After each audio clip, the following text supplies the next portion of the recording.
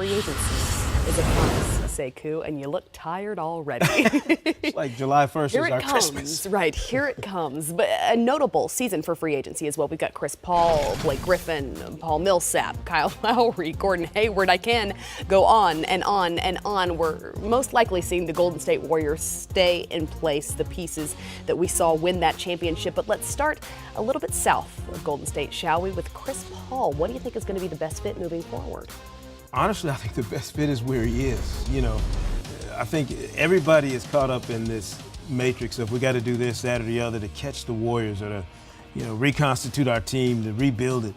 The Clippers have had some of the worst misfortune you could possibly have injury-wise the last few years. I think they'd be better suited to stay the course with Chris Paul and Blake Griffin as their centerpieces. I think jettisoning that group too soon would be a horrible mistake for the Clippers. What changes then for the Clippers? Because they've tried to get over that hump in the Western Conference for so many seasons with these guys in place, including Blake. The supporting pieces are, quite honestly, would have to change.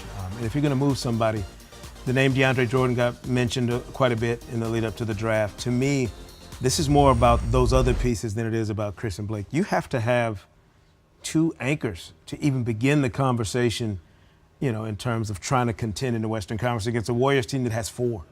So the idea of moving pieces, or if you're Chris Paul, the idea of going somewhere else and trying to figure out and at least get to the waterline that you are right now with the Clippers, to me is craziness. You got to make sure you add to that to put yourself in a position to compete. So then if you're looking at the list of these notable free agents, who do you think can and will move in order to affect the future of this league?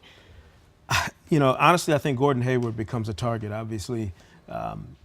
In Boston with the connections with Brad Stevens, it's been talked about for years now.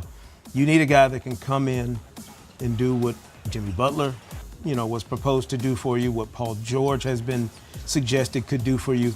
Maybe it's Gordon Hayward as the guy that you bring in and add to that mix already in Boston that gives you that third star with Isaiah and Al Horford.